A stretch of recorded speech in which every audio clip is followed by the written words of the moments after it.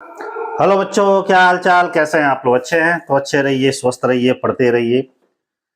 तो आज से आप लोग के लिए एक नया सीरीज स्टार्ट हो रहा है। ध्यान दीजिए कि वैसे लोग जो शिक्षक बनना चाहते हैं, टीचर बनना चाहते हैं, वो भी कॉमर्स का, तो उनके लिए PYQ का एक सीरीज स्टार्ट हो रहा है, वो भी यूट्यूब पर। ध्यान दीजिएगा, कॉमर्स PYQ सीरीज 2025। इस PYQ में सबसे पहले तो आप लोग जल्दी से लाइक का बटन दबा दीजिए और वीडियो को अपने फ्रेंडों में शेयर भी कर दीजिएगा। इस PYQ सीरीज में हम बिहार और यूपी और भी कुछ स्टेटों के जो भी पेपर्स हुए हैं, किस चीज के लिए, लेक्चरर के या असिस्टेंट टीचर के लिए, अर्थात कॉमर्स के टीचर के लिए, वे सारे PYQ एक एक करके आप लोग को कराएंगे। क्योंकि अक्सर देखिएगा कि PYQ में से मतलब कुछ सालों के पेपर यदि आप जो भी एग्जाम दे रहे हैं और उसको रिवीजन अच्छे तरीके से कर लिए तो मान के चलिए कि 50% क्वेश्चन तो उसी के तौर पे आते हैं कि नहीं। और यदि उसको अच्छे से पढ़ लेंगे तो ये होगा कि उसमें से आए हुए क्वेश्चंस कभी गलत नहीं होंगे। तो देखिए, सामने लिखा हुआ है कि कॉमर्स PYQ 2025 सीरीज। इसमें हम BPSC TRE 1, 2, 3 के सारे पेपर्स, चाहे वो आपके अकाउंट्स के हों, चाहे बिजनेस स्टडी हो, चाहे एंटरप्रेन्योरशिप के हो, वो तीनों साल के, अभी 3 ही TR1, 2, 3 हुआ है, 4 के लिए एग्जाम होने वाला है। और UPLT ग्रेड के जो वैकेंसी है, खास तौर से कॉमर्स के लिए पिछले सालों जो क्वेश्चंस आए हैं मैंने प्रीवियस ईयर में, वो सॉल्व कराएंगे। उत्तर प्रदेश TGT के लिए सॉल्व कराएंगे और TGT के लिए सॉल्व कराएंगे। ठीक है, जितने भी अब तक एग्जाम में क्वेश्चंस पूछे गए हैं, जिस ईयर का होगा उसी ईयर का लिखकर आपको सॉल्व कराया जाएगा, बताया जाएगा। वैसे बहुत सारे लोग तो पढ़े ही होंगे, लेकिन थोड़ा सा यहाँ बोर्ड पर समझने में और भी थोड़ा सा कॉन्फिडेंस आता है। ठीक है, तो आज का हमारा सीरीज है, ध्यान दीजिएगा क्या है। आपका जो आज का जो सीरीज है वो है BPSC TR1। ध्यान दीजिएगा, BPSC TR1। सब्जेक्ट इसमें हमारा क्या चलेगा, सब्जेक्ट ध्यान से देखिएगा, सब्जेक्ट इसमें है बिजनेस स्टडी का। क्या है, BPSC TR1 बिजनेस स्टडी का TR1 चलेगा, फिर बिजनेस अकाउंट्स का TR1, फिर एंटरप्रेन्योरशिप का TR1। 80-80 इसमें क्वेश्चंस आते हैं, दो दो पार्ट में आपको आराम से एक्सप्लेन करके समझाएंगे। फिर TR2 का चलेगा, फिर TR3 का चलेगा, फिर इसके बाद से आपका LT गेट, TGT, PGT सारे। बस सब में डिफरेंस हमारा ये बस है कि जो बिहार में BPSC के थ्रू जो एग्जाम होते हैं उसमें सब्जेक्ट वाइज है। जैसे अकाउंट का पेपर है तो केवल अकाउंट से ही पूछेगा, बिजनेस स्टडी का है तो बिजनेस स्टडी, एंटरप्रेन्योरशिप है। लेकिन जो यूपी में होते हैं वो मिक्स क्वेश्चन आते हैं सारे कॉमर्स के सब्जेक्ट में से, उसका अलग सिलेबस है। लेकिन फिर भी जो भी होगा आप लोग को मैं सॉल्व कराऊंगा। ठीक है, एक चीज और, जो बच्चे हमसे जुड़ना चाहते हैं तो व्हाट्सएप चैनल का लिंक इस वीडियो के नीचे डिस्क्रिप्शन बॉक्स में दिया होगा, वहां से भी आप ज्वाइन कर सकते हैं। और दूसरी चीज कि काफी दिनों से मैं था नहीं क्या, कुछ प्रॉब्लम चल रहा था, इस वजह से लेक्चर आप लोगों को प्रोवाइड नहीं कर पाया। लेकिन अब कोशिश करेंगे कि सप्ताह में तो 4 दिन आपके लिए ये PYQ सीरीज जरूर करा दें। इसके साथ ही एक चीज और मैं बता दूं कि BPSC TR4 के लिए मेरा बैच चल रहा है। खासतौर से वो हमारा बैच है, ध्यान दीजिएगा, अकाउंटेंसी का है, बिजनेस स्टडी का है और एंटरप्रेन्योरशिप का है। जिसमें से आपके अकाउंटेंसी का जो है बैच हमारा ऑलरेडी चल रहा है, बिजनेस स्टडी का भी बैच ऑलरेडी चल रहा है, एंटरप्रेन्योरशिप का अभी प्रोग्रेस पर है, अब जल्द ही स्टार्ट होगा, समझिए कमिंग सून है, बहुत जल्द ही स्टार्ट होने वाला है। क्योंकि सारे अभी कंटेंट तैयार नहीं थे, अब कुछ मेरे साथ भी कुछ प्रॉब्लम था, इस वजह से मतलब मैं लेक्चर नहीं प्रोवाइड कर पा रहा था, लेकिन अब बहुत ही जल्द स्टार्ट होगा। इसलिए करना क्या पड़ेगा आप लोग को, और ये भी बता दें कि बहुत ही लो प्राइस में, ये भी नहीं है कि बहुत ज्यादा चार्जेज वगैरह है, बहुत ही मिनिमम प्राइस में है, 499 में। बस समझिए कि उसकी कॉस्ट। इसके लिए करना क्या पड़ेगा, आपको पीछे भी बताए थे प्ले स्टोर पे जाइएगा और BR कॉमर्स आप सर्च कर लीजिएगा प्ले स्टोर पर, रेड कलर का लोगो बना हुआ एप्लीकेशन आ जाएगा, डाउनलोड कर लीजिएगा। वहां से ये हमारे कोर्सेस जो ऑनलाइन पढ़ना चाहते हैं पढ़ सकते हैं, सेल्फ स्टडी करना चाहते हैं तो सेल्फ स्टडी कर सकते हैं। ठीक है, चलिए हम मेन मुद्दे पे अपने चलते हैं। सबसे पहले हम बात करें आप लोग के लिए,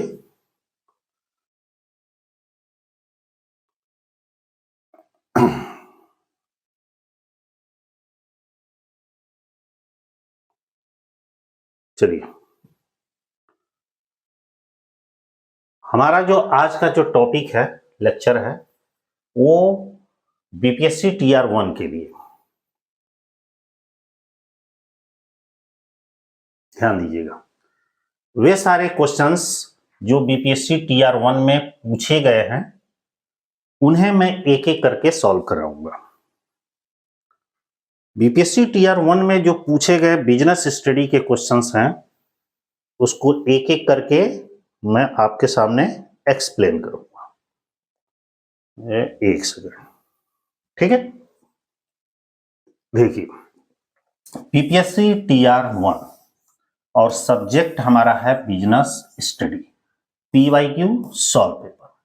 ये हुबहू वही क्वेश्चंस हैं जो एग्जाम में ऑलरेडी पूछे गए हैं, कोई भी उसमें चेंजेस नहीं है, और इसको 1 बाय 1 करके मैं आपको सॉल्व कराऊंगा। ध्यान दीजिएगा, चाहे वो बिजनेस स्टडी हो, चाहे अकाउंट्स हो, चाहे ईपीएस हो। ऐसा मत सोचिएगा कि बिजनेस स्टडी सॉल्व करा रहे हैं तो एंटरप्रेन्योरशिप का नहीं आएगा, अकाउंट्स का नहीं है। एक दिन बिजनेस स्टडी का आएगा, दूसरे दिन अकाउंट्स का आएगा, फिर एंटरप्रेन्योरशिप का आएगा, ऐसे डेली बाई डेली। एक चीज और कि इस पेपर में टोटल 80 क्वेश्चंस है। कितने क्वेश्चन हैं? 80 क्वेश्चन। केवल एक दिन में, ध्यान दीजिएगा, मैं 40 क्वेश्चंस ही कराऊंगा। दूसरे दिन के लेक्चर में मैं दूसरा बाकी का जो 40 क्वेश्चंस है वो सॉल्व करेंगे। इससे फायदा ये होगा कि ये 3 ही अभी हुआ है एग्जाम, यदि आप रिवीजन कर ले रहे हैं तो मान के चलिए कुछ क्वेश्चन इसी में से सेम आएंगे। ऐसा माना जाता है कि पीछे का जो पेपर है सॉल्व करेंगे तो उसमें से कुछ क्वेश्चनों का हेल्प मिल जाएगा, और नहीं तो कुछ क्वेश्चन उसी के तर्ज पे आएंगे। बाकी भी पेपरों को जो अदर स्टेट के जो टीचर्स का है वो भी सॉल्व कराया जाएगा। फिलहाल इसके बारे में आइए स्टार्ट कर। पहले दिन था इसलिए ज्यादा मैंने आपके सामने कुछ बता दिया या लेक्चर दे दिया। आगे के लेक्चरों में इतना ज्यादा डिफाइन नहीं किया जाएगा, बस पहला लेक्चर था इसलिए किया गया, ठीक है। चलिए आइए शुरू करते हैं। फर्स्ट क्वेश्चन, बीपीएससी टीआर 1 के में पहला बिजनेस स्टडी का क्वेश्चन पूछा गया था। एकदम क्वेश्चन को इत्मीनान से समझिएगा। क्वेश्चन ऐसे इस समय एग्जाम में पूछे जा रहे हैं जैसे कि लगता है कि समझिए कि उसकी हिंदी लैंग्वेज, चूंकि ये भी ध्यान दीजिएगा मैं हिंदी लैंग्वेज में ही पढ़ाऊंगा, ठीक ना, इंग्लिश में। दोनों लैंग्वेज हमसे नहीं हो पाएगा, एक ही लैंग्वेज, चाहे हिंदी पढ़िए चाहे इंग्लिश पढ़िए, कोई एक टाइम में एक लैंग्वेज। तो हिंदी में दिया गया है कि एक सार्वजनिक उद्यम, उद्यम मतलब कंपनी, फैक्ट्री, बिजनेस, संगठन का जो रूप अपना सकता है वह है, कह रहा है कि एक पब्लिक इंटरप्राइजेस संगठन का कौन सा रूप अपना सकता है। पब्लिक इंटरप्राइजेस में कौन सी कैटेगरी आती है, किस तरह के उद्यम, किस तरह के कारोबार आते हैं। विभागीय उपक्रम, वैधानिक निगम, सहकारी समिति, उपयुक्त एक से अधिक, उपयुक्त में से कोई नहीं। ध्यान दीजिएगा, जो सार्वजनिक उद्यम है, पब्लिक इंटरप्राइजेस है, ये आपका डिपार्टमेंटल इंटरप्राइजेस भी हो सकता है, स्टेचुरी कॉरपोरेशन भी हो सकता है, सहकारी समिति भी होता है। ये तीनों ही है पब्लिक इंटरप्राइजेस। इसलिए यहां पे ध्यान दीजिएगा, जो बिहार में जो एग्जाम हो रहा है उसमें उपयुक्त में से एक से अधिक ऐसे ऐसे ऑप्शन दे रहा है। टीआर 3 में तो ऐसे भी नहीं दिया था, डायरेक्ट 5 ऑप्शन दे दिया था टीआर 3 में। तो ये तीनों ही सही है। यदि 2 से अधिक सही है तो मान के चलिए उपयुक्त एक से अधिक, तो ऑप्शन नंबर क्या होगा? डी।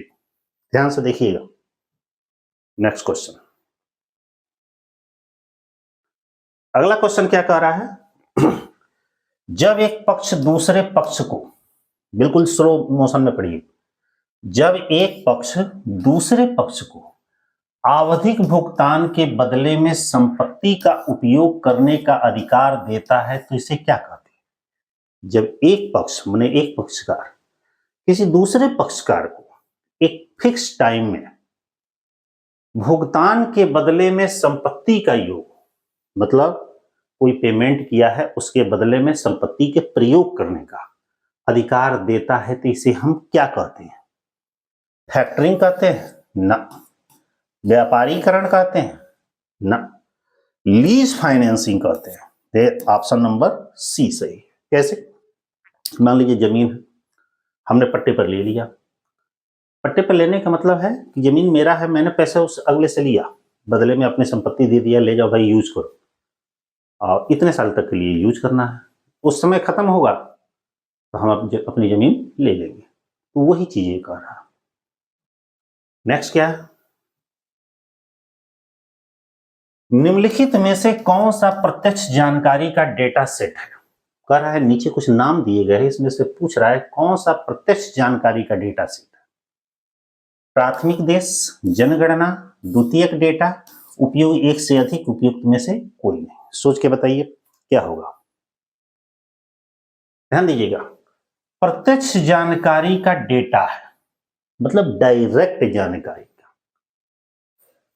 ध्यान दीजिएगा, जनगणना जो होती है इससे भी हमको डायरेक्ट जानकारी मिल जाती है। द्वितीयक, पहले से किताबों वगैरह में कुछ लिखा गया है, पेपर है, मैगजीन है, बुक्स है, ये सब द्वितीयक डेटा है। ये दोनों ऑप्शन सही है। प्राथमिक देश थोड़ा सा उतना सटीक नहीं हो रहा है, लेकिन यहां नीचे आंसर लिखा गया उपयुक्त एक से अधिक, तो ऑप्शन कौन सा सही होगा? Option number D. Next question, एक ऑप्शन नीचे चला गया है। क्लोरोफ्लोरोकार्बन, ब्रोमीन, क्लोरीन यौगिकों के उपयोग पर प्रतिबंध लगाने के संबंध में निम्नलिखित में से किस प्रोटोकॉल का पालन किया गया? ये गैसों का नाम है क्लोरोफ्लोरोकार्बन, ब्रोमीन, क्लोरीन, ये सब गैसों के नाम है। कह रहा है इसका उपयोग करने के संबंध में किस प्रोटोकॉल का पालन किया गया, माने इसके लिए एक सम्मेलन हुआ था, वो कौन सा सम्मेलन है बताइए? क्योटो सम्मेलन, मॉन्ट्रियल सम्मेलन, एपिको सम्मेलन, उपयुक्त में से एक से अधिक, इनमें से कोई नहीं। कौन सा सम्मेलन होगा? मॉन्ट्रियल सम्मेलन, ऑप्शन नंबर बी। ठीक है, आगे बढ़ते हैं। अगला क्वेश्चन, प्रस्तावित कंपनी की ओर से तीसरे पक्ष के साथ, प्रस्तावित कंपनी की ओर से तीसरे पक्ष के साथ कंपनी के प्रचार के दौरान प्रोमोटरों द्वारा निम्नलिखित में से किस अनुबंध पर हस्ताक्षर किए गए? क्योंकि DR1 में क्वेश्चन हुआ था तब बहुत टेढ़ा मेढ़ा क्वेश्चन आया था, मतलब उसके शब्द जटिल थे। यहां पे कह रहा है प्रस्तावित कंपनी की ओर से तीसरे पक्ष के साथ कंपनी के प्रचार के दौरान जो प्रोमोटर होते हैं, प्रोमोटरों द्वारा निम्नलिखित में से किस अनुबंध पर हस्ताक्षर किए गए? कह रहा है प्रारंभिक अनुबंध, एसोसिएशन का ज्ञापन, प्रॉस्पेक्टस, उपयुक्त में से एक से अधिक, इनमें से कोई नहीं। सोच के बताइए कौन सा होगा। ध्यान दीजिएगा, ये दो तो थोड़ी देर के लिए छोड़ दीजिए। प्रोमोटर कौन होता है? जो कंपनी का प्रवर्तक होता है, नींव डालता है, फाउंडेशन डालता है।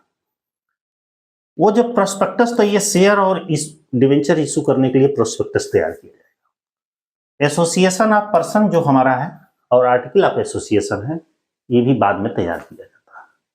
सबसे पहले वो डील करेगा प्रवर्तक जो होगा कंपनी से, तो पहला कह रहा है कि वो जिस कॉन्ट्रैक्ट पर साइन करेगा उसको प्रारंभिक अनुबंध कहा जाता है। Option number A.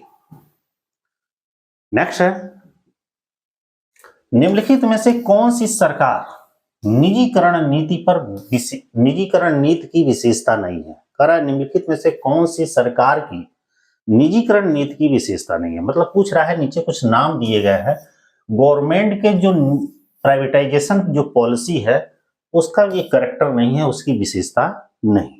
बताइए। सार्वजनिक क्षेत्र की इकाइयों के विनिवेश नीति को लागू करना, क्या ये प्राइवेटाइजेशन का पॉलिसी है? सार्वजनिक क्षेत्र का संकुचन, क्या ये है? कर दरों में कमी है, उपयुक्त में से एक से अधिक है, इनमें से कोई नहीं। बताइए कौन निजीकरण की विशेषता नहीं?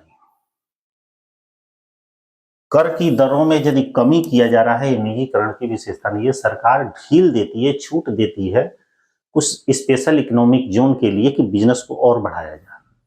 ये प्राइवेट करने के मतलब गवर्नमेंट कंपनी को प्राइवेट में कन्वर्ट करने का ये पॉलिसी नहीं है। Option number C. अगला, ई बैंकिंग में आरटीजीएस का पूरा नाम। आरटीजीएस बिल्कुल सिंपल चीज है, real time gross settlement. Real time gross settlement है, ये देखिए रियल टाइम ग्रॉस सेटलमेंट। एक चीज और ध्यान दीजिएगा, ये जितने भी सॉल्व पेपर्स मैं सॉल्व कराऊंगा, इसका ध्यान दीजिएगा, एक फोल्डर बना देंगे, उसमें सारे पेपर्स उसमें आपके रहेंगे, ठीक ना। प्लेलिस्ट जैसे यूट्यूब पे देख रहे हैं तो यूट्यूब पे प्लेलिस्ट में आपको मिल जाएगा। फिलहाल यूट्यूब पे ही चलेगा, बाद में देखा जाएगा कोई और चलाना होगा तो। फिलहाल यूट्यूब पे रहेगा, प्लेलिस्ट इसका बना दिया जाएगा और लिखा रहेगा कि कॉमर्स PYQ सीरीज करके रहेगा, या BPSC TR 4 के लिए भी ऐसा कर सकते हैं। तो देख लीजिएगा आप लोग, ये आपका उसमें मिल जाएगा, ठीक है। नेक्स्ट क्वेश्चन, एक सार्वजनिक कंपनी, लिखा है कि एक सार्वजनिक कंपनी बनाने के लिए आवश्यक न्यूनतम सदस्य संख्या होनी चाहिए, ठीक है। एक पब्लिक कंपनी बनाने के लिए मिनिमम मेंबर्स कितने होने चाहिए? 7। क्यों? क्योंकि कंपनियां देखे होंगे दो तरीके हुए, प्राइवेट और पब्लिक। पब्लिक कंपनी में मिनिमम, प्राइवेट कंपनी में मिनिमम 2 और इसमें मैक्सिमम 7 मेंबर्स होते हैं। मैक्सिमम की बात करें तो इसमें आपके 200 होंगे और इसमें आपके अनलिमिटेड होंगे, ठीक है। तो ऑप्शन नंबर सी। अगला क्वेश्चन ध्यान दीजिएगा, एक क्वेश्चन आपका डेप्रिसिएशन से शायद है। क्लासिकल कंपनी ने एक संयंत्र संपत्ति को 22,000 रुपए में नगद बेचा। लिखा है कि एक कंपनी है, वो कोई मशीनरी को 22,000 रुपए में कैश में बेचा, जिसकी मूल कीमत 55,000 थी। मतलब उसकी बेसिक प्राइस, मतलब जो हमारी मशीन है इसकी बेसिक प्राइस कितनी थी? 50,000। यदि इस बिक्री पर 5,000 रुपए के लाभ की सही रिपोर्ट करता है, मतलब इस सेल पर 5,000 का लाभ होता है, सपोज करिए कि इस पर प्रॉफिट कितना हुआ भाई? 5,000। 50,000 की मशीनरी खरीदी, 5,000 उसे प्रॉफिट हुआ। मशीन की कीमत कितनी हो गई? 55,000 हुआ भाई, हुआ कि नहीं हुआ? मतलब मशीन के बिक्री कितनी मानी जाएगी, इसको सेल कितना माना जाएगा? 55,000। लेकिन यहां क्वेश्चन में कह रहा है कैश जो सेल किया वो 22,000 में किया, तो हमारा कैश सेल कितना हुआ? 22,000। अब इसमें से माइनस कर देंगे 3,000, 33,000, ठीक ना। कह रहा है तो बिक्री की तारीख पर संपत्ति का संचित मूल्य ह्रास कितना होगा? तो डेप्रिसिएशन तो यही होगा ना, कहीं दिया है 33,000, बस जो डिफरेंस रहेगा वही ना डेप्रिसिएशन है।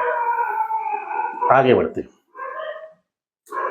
अगला कह रहा है कि एक शेयर धारक की दृष्टिकोण से, मतलब एक शेयर होल्डर के हिसाब से, आप निम्नलिखित में से किस रिश्ते को सबसे कम महत्व देंगे? शेयर होल्डर की दृष्टि से नीचे कुछ नाम दिए गए हैं, किस रिश्ते को अधिक आप महत्व देंगे?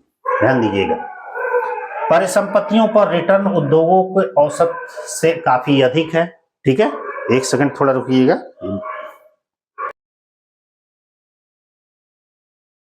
हाँ, दूसरा हमारा इसमें से क्या है कि शुद्ध आय कार्यशील पूंजी की राशि से अधिक है। पिछले 5 वर्षों में से प्रत्येक में इक्विटी पर रिटर्न में वृद्धि हुई है, उपयुक्त में से एक से अधिक और इनमें से कोई नहीं। बताइए, कह रहा है एक शेयर होल्डर के हिसाब से किस रिश्ते को कम महत्व देता है, माने किस सिचुएशन को वो अपना कम इंपॉर्टेंस देता है। ध्यान दीजिएगा, जो एक शेयर होल्डर होता है उनकी दृष्टि से किस टॉपिक पे सबसे कम महत्व देता है? तो शुद्ध आय कार्यशील पूंजी की राशि से अधिक हो। मतलब उसका कह रहा है कि जो नेट इनकम है वर्किंग कैपिटल से यदि अधिक आता है तो उस पर कोई ज्यादा ध्यान नहीं देता, क्योंकि वो इनकम कमाने के लिए ही तो पैसा लगा रहा है। तो ऑप्शन नंबर,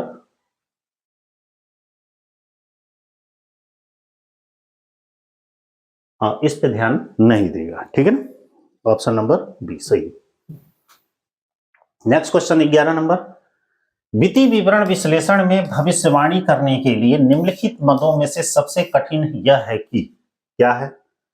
जो फाइनेंशियल स्टेटमेंट एनालिसिस है इसमें भविष्यवाणी करने, क्योंकि उसी के लिए तो बनाया जाता है कि भविष्यवाणी किया जाए, मैंने फ्यूचर के बारे में जाना जाए। निम्नलिखित मदों में से सबसे कठिन यह है कि क्या कठिन है, कंपनी का मार्केट शेयर बढ़ रहा है या घट रहा है, अपने आने वाले वर्षों में लाभ में वृद्धि होगी, कंपनी 6 महीनों का विलायक होगी, उपयुक्त में से कोई नहीं है, इनमें से उपयुक्त में से एक से अधिक और इनमें से कोई नहीं। कौन सा ऑप्शन होगा?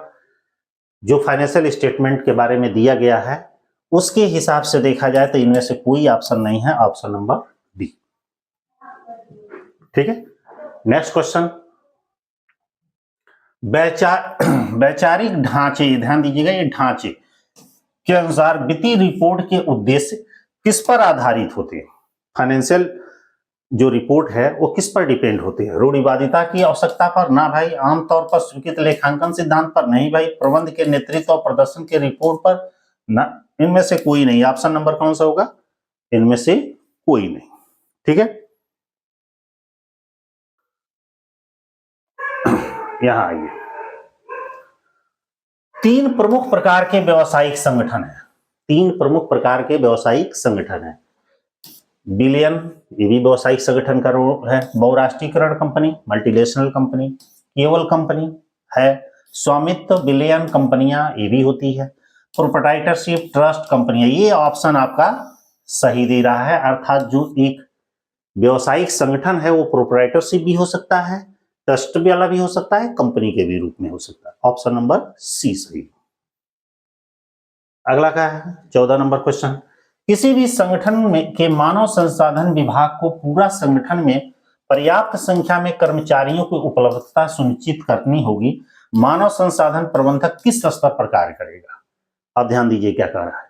जो ह्यूमन रिसोर्स मैनेजमेंट डिपार्टमेंट होता है, मानव संसाधन विभाग, ये पूरे संगठन के जो भी कर्मचारी वगैरह है उनकी उपलब्धता को सुनिश्चित करता है, उनके कार्यों को निश्चित करता है, सारा ऐसे समझिए कि रिक्रूटमेंट करता है। पूछ रहा है कि जो ह्यूमन रिसोर्स डिपार्टमेंट है या इसका जो प्रबंधक है वो किस लेवल का प्रबंधक है?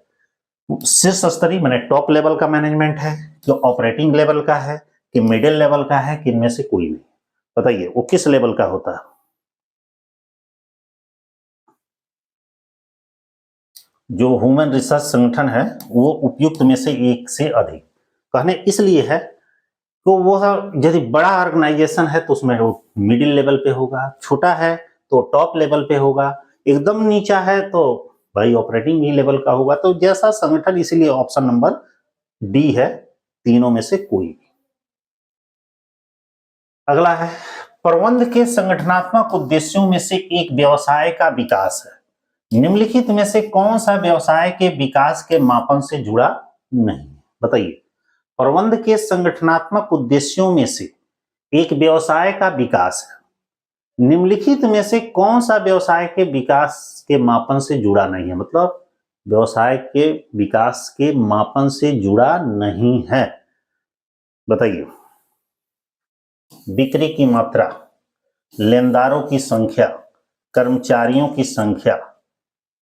देखिए, बिक्री अधिक यदि होगी तो व्यवसाय का विकास होगा, कर्मचारी की संख्या अधिक होगी इसके मतलब उस संस्था बहुत बड़ी है, लेनदारों की संख्या तो बिजनेस में बढ़ता ही बढ़ता है, खरीदारों की संख्या, ऐसे समझिए। तो ऑप्शन नंबर इसका बी है, लेनदारों की संख्या बढ़ने से ये व्यवसाय का विकास पॉसिबल नहीं है। अगला, प्रबंध का उद्देश्य लागत को कम करना।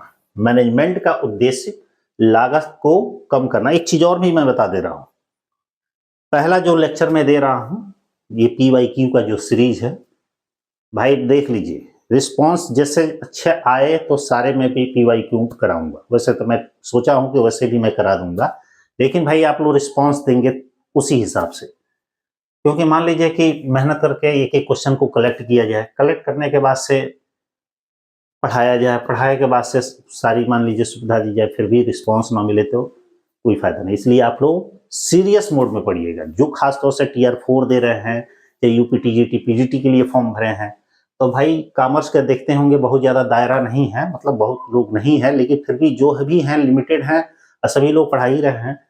तो आप इस टॉपिक पर विशेष ध्यान दीजिएगा। PYQ समझिए कि जो नहीं पढ़ के गया समझिए कि वो कंपटीशन से एक तरह से बाहर हो गया, इसलिए PYQ पर हमेशा फोकस करिए। बुक तो सभी स्टडी करेंगे, लेकिन PYQ अपने आप में एक मायने रखता है।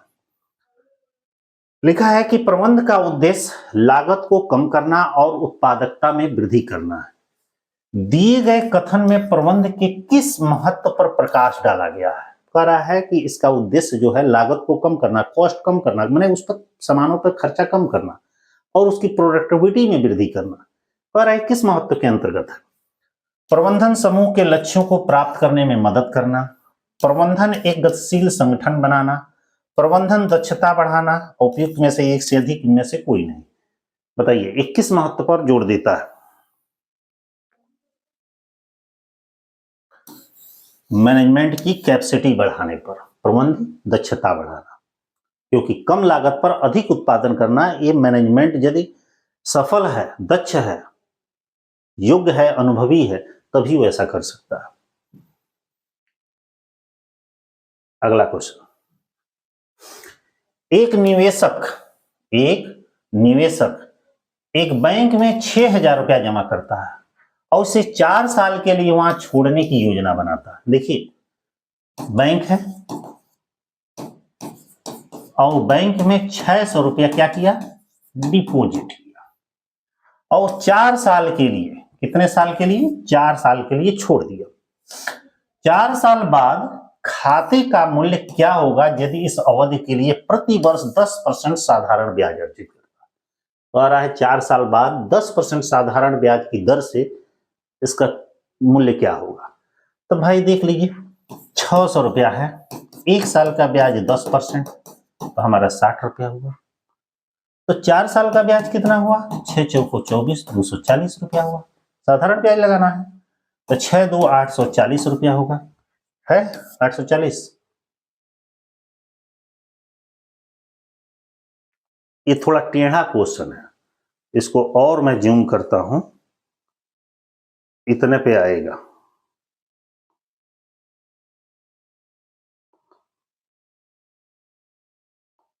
ठीक है, ध्यान दीजिएगा। ये जो क्वेश्चन है, सूची 1 उद्देश्यों को सूची 2 से उनके संबंधित परिभाषाओं के साथ सुमेलित कीजिए। ये आपका सूची 1 है, ये सूची 2।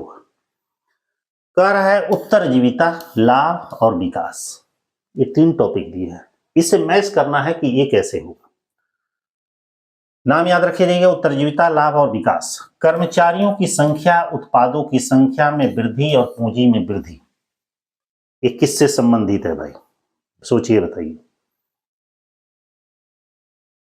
इस सब में यदि वृद्धि हो रहा है तो विकास से होगा। विकास होगा तभी कर्मचारियों की संख्या में वृद्धि होगी, प्रोडक्ट की संख्या में वृद्धि होगी, पूंजी में वृद्धि। उद्यम के निरंतर सफल संचालन के लिए एक महत्वपूर्ण प्रोत्साहन, उद्यम के सफल संचालन के लिए एक महत्वपूर्ण प्रोत्साहन। भाई लाभ होगा तभी उद्यम को प्रोत्साहन मिलेगा। आप नंबर अच्छा पा रहे हैं तभी ना हिम्मत बढ़ेगी। और लास्ट वाला ये उत्तरजीविता हो ही जाएगा, पढ़ने की जरूरत नहीं है। तो 3 2 1, 3 2 1, ऑप्शन नंबर क्या होगा? बी होगा। ठीक है,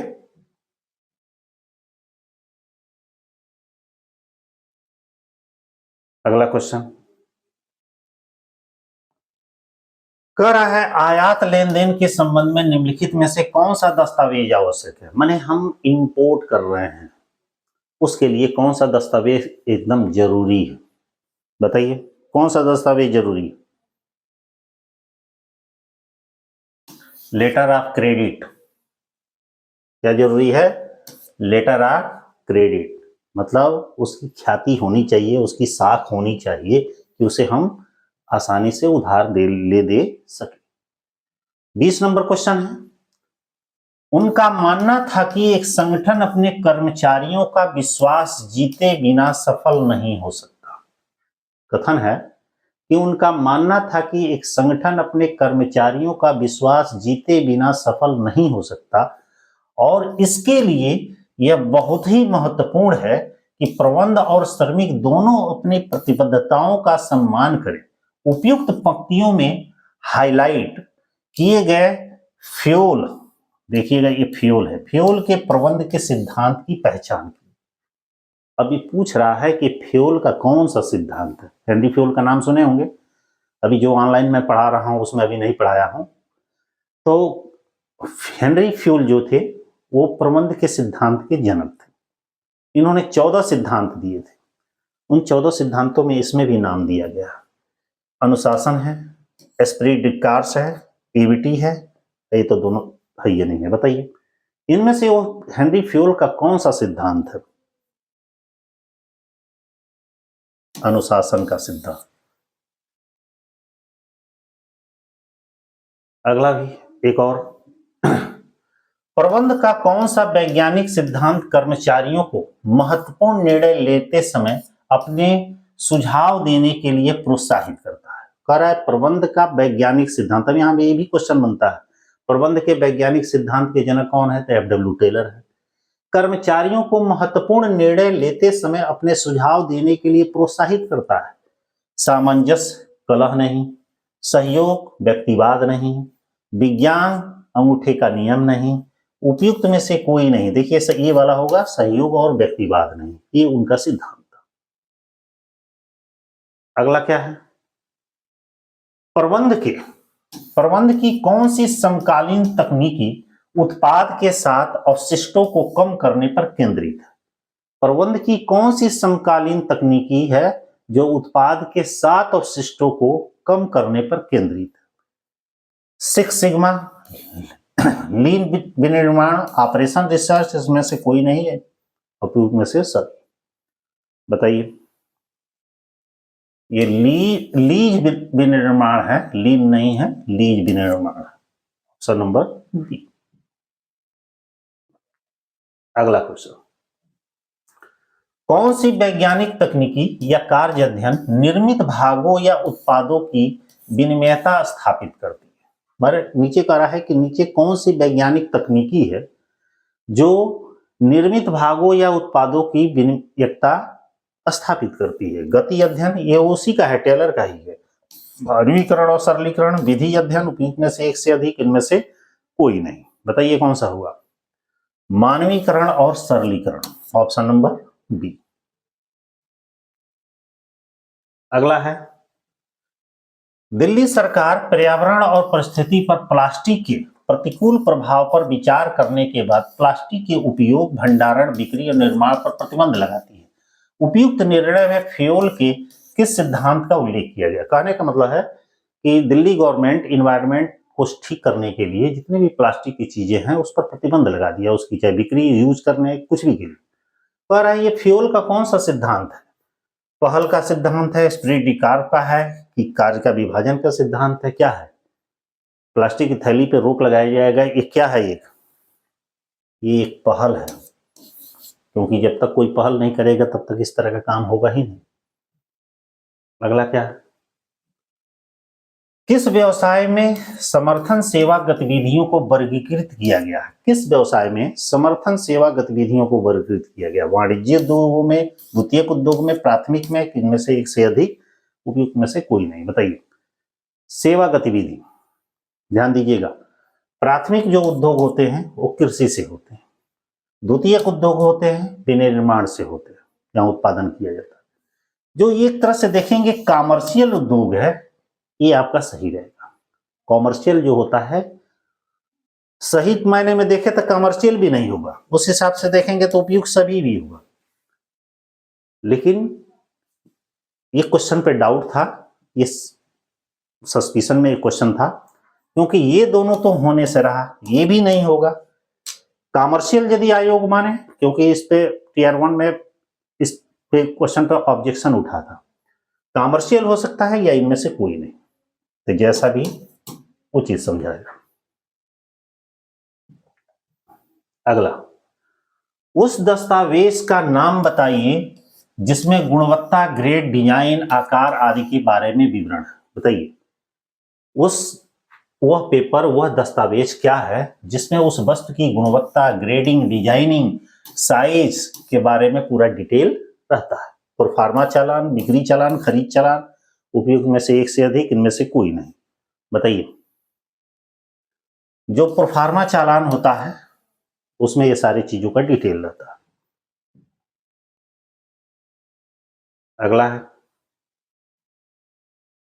कौन सा खुदरा व्यवसाय उत्पादों की एक विस्तृत विविधता के सार्वभौमिक आपूर्तिकर्ताओं के रूप में कार्य करता है? कह रहा है कि कौन सा खुदरा व्यवसाय, जो फुटकर व्यवसाय उत्पादों की एक विस्तृत विविधता के सार्वभौमिक आपूर्तिकर्ता के रूप में कार्य करता है। डिपार्टमेंटल स्टोर, मेल ऑर्डर व्यवसाय, एकाधिक दुकानें, इनमें से कौन सा है ऑप्शन है? उत्पादों की एक विस्तृत विविधता, सार्वभौमिक आपूर्ति, डिपार्टमेंटल स्टोर पड़े होंगे। नेक्स्ट क्या है, एक नया उद्यम स्थापित करने के लिए निम्नलिखित में से कौन सा कदम शामिल है? मतलब एक नया उद्यम, नया एंटरप्राइजेज स्थापित करने के लिए कौन सा स्टेप है? एक व्यवसाय की योजना बनाना, बिल्कुल है। स्थान का चयन करना, बिल्कुल है। एक उत्पाद का विकल्प बनाना, बिल्कुल है, अर्थात उपयुक्त में से एक से अधिक। अगला, चेन स्टोर्स, चेन श्रृंखला कर्मियों को किससे प्राप्त निर्देशों का पालन करना पड़ता है? जो चेन स्टोर्स हैं कर्मी, उसको किसके निर्देश का पालन करना पड़ता है? शाखा पर्यवेक्षकों को, प्रधान कार्यालय को, महाप्रबंधक को, उपयुक्त में से एक से अधिक, किससे? बताइए। जो चेन श्रृंखला है, जो सबसे टॉप लेवल पर होता है, हेड होता है, उसके निर्देशों का पालन करना पड़ता है। अगला, खुदरा विक्रेता जिनके पास बिक्री का कोई निश्चित स्थान नहीं होता है, उसे क्या कहते हैं? ऐसे फुटकर व्यापारी जिनके पास बिक्री का कोई निश्चित जगह ही नहीं होता है, क्या कहते हैं? भ्रमणशील विक्रेता, बाजार व्यापारी, सड़क व्यापारी। कौन सा व्यापारी होता है? भ्रमणशील होता है। बताइए, भ्रमणशील ना होगा, घूम घूम के बेचेगा, जिसके पास कोई जगह नहीं रहेगा। अगला, निम्नलिखित में से कौन सा कथन उद्यमिता के संदर्भ का सबसे अच्छा वर्णन करता है? निम्न में से कौन सा कथन है उद्यमिता के संदर्भ में अच्छा वर्णन करता है? उद्यमिता छोटे व्यवसायों में होती है ना भाई, उद्यमिता विभिन्न प्रकार के संदर्भों में होती है। उद्यमिता बड़े व्यवसायों में होती है, इनमें से कोई नहीं भाई। विभिन्न प्रकार की उद्यमिता होती है, न छोटा न बड़ा, कुछ नहीं। वो किसमें होती है? हर एक प्रकार के उद्योगों में होती है। अगला, एक कंपनी को केंद्र सरकार के पूर्व अनुमति प्राप्त करने की आवश्यकता होती है जब वो अपने पंजीकृत कार्यालय का पता बदलती है। मतलब एक कंपनी अपने रजिस्टर्ड कार्यालय का यदि पता बदलती है तो क्या कह रहा है? उसे सेंट्रल गवर्नमेंट से अनुमति लेना पड़ता है। अब वो किस तरह का एड्रेस चेंज करती है? तो एक शहर से दूसरे शहर, एक राज्य से दूसरे राज्य, एक ही शहर के भीतर। बताइए, जब वो एक स्टेट से दूसरे स्टेट में यदि का एड्रेस बदलती है या स्थान बदलती है, उसे सेंट्रल गवर्नमेंट से विशेष प्रस्ताव और केंद्र सरकार की अनुमति आवश्यक है। पीछे पड़े होंगे कंपनी में। उपभोक्ता व्यवहार के प्रतिमान को किसने बदल दिया? उपभोक्ता व्यवहार के प्रतिमान को किसने बदला? पर्यावरणीय परिवर्तन, आर्थिक परिवर्तन, तकनीकी परिवर्तन, में से एक से अधिक, इनमें से कोई नहीं। किसने बदला भाई? सोच के बताइए। तीनों ने बदला। उपभोक्ता व्यवहार को इन्वायरमेंट में भी बदला है, इकोनॉमी में बदला है और टेक्नोलॉजी में भी बदला है। अगला 34 नंबर, निम्नलिखित में से क्या उपभोक्ताओं के लिए इंटरनेट खरीदारी एक लाभ है? नीचे कुछ नाम दिए गए हैं, कह रहा है कि क्या उपभोक्ताओं के लिए इंटरनेट की खरीदारी एक बेनिफिट है, एक फायदेमंद है? सीमित उत्पाद विविधता, उत्पादों के एक विस्तृत श्रृंखला के लिए सुविधाजनक पहुंच, भौतिक दुकानों की तुलना में अधिक कीमतें, उपयुक्त में से एक से अधिक, इनमें से कोई नहीं। बताइए। उत्पादों की एक विस्तृत श्रृंखला के लिए सुविधाजनक पहुंच, क्योंकि उत्पाद एक जगह पे आसानी से बहुत तरीके के प्रोडक्ट को एक समय में हम जानकारी हासिल कर लेते हैं, इसलिए इंटरनेट जो बिजनेस है वो आसान है।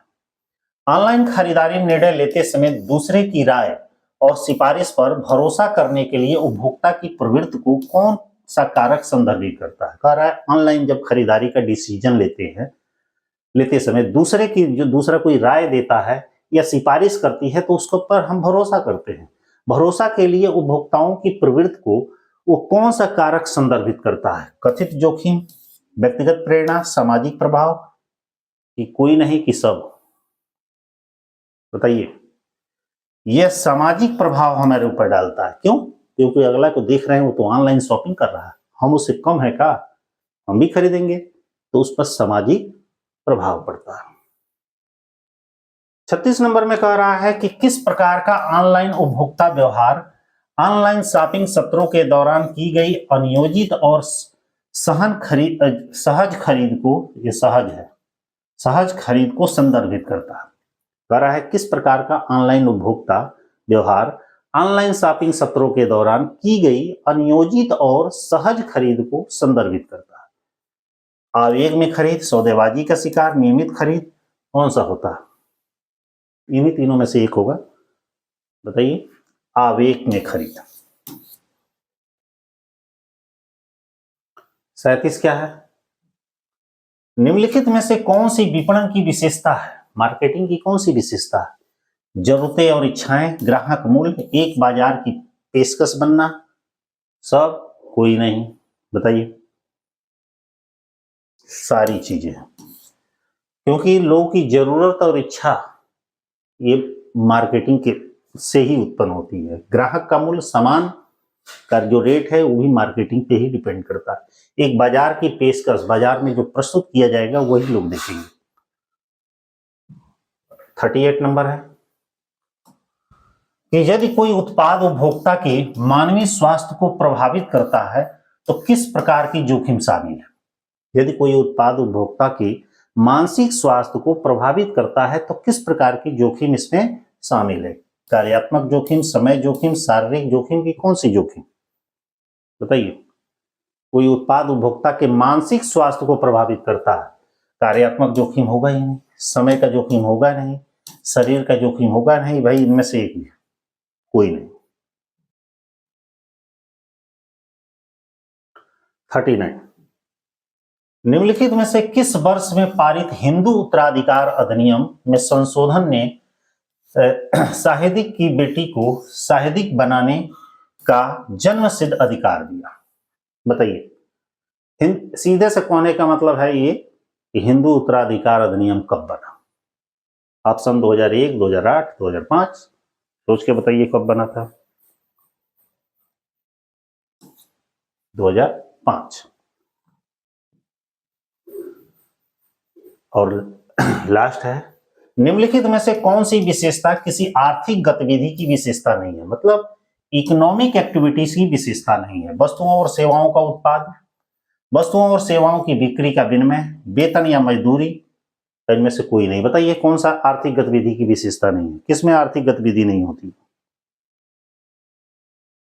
वस्तुओं और सामानों का उत्पादन करते हैं तो इसमें आर्थिक गतिविधि नहीं। वस्तुओं और सेवाओं की बिक्री या विनिमय करते हैं, आर्थिक गतिविधि है, बताती है, तो इसमें भी होता है, इसमें भी होता है, इसमें भी होता है। उपयुक्त में से सभी ऑप्शन नंबर 1 से अधिक। तो ध्यान दीजिएगा, बड़ा लेक्चर हो जाएगा। आपके टोटल 80 क्वेश्चंस दिए गए हैं जिसमें से मैंने 40 क्वेश्चन बताया। 40 का जो क्वेश्चन होगा इसके दूसरे पार्ट में जाएगा, ठीक है ना। 40 क्वेश्चन ही आप लोग को कराएंगे। जो 41 से जो है कॉमर्स में 80 नंबर का पूछा जाएगा आप लोग को अपने सब्जेक्ट से, बीएसटी से, चाहे अकाउंट है तो अकाउंट, ईपीएस है तो ईपीएस। तो उसमें से हम 2 पार्ट में पढ़ाएंगे क्योंकि 80 थोड़ा लंबा हो जाएगा। आसानी से एक दिन अल्टरनेट करके उसे देख लीजिएगा, ठीक है। मेहनत करिए, पढ़ते रहिए, लेकिन रिवीजन करते रहिए, इसलिए कि क्वेश्चन की प्रैक्टिस करना, रिवीजन करना, क्योंकि बहुत सारे क्वेश्चन कभी कभी सेम टू सेम भी आ जाते हैं, वो ज्यादा जरूरी है। कितना मैटर पढ़ रहे हैं ये उतना मैटर नहीं करता जितना कि क्वेश्चन को आप रेगुलर प्रैक्टिस करें, ठीक है। फिर मिलते हैं, बाय, ऑल द बेस्ट।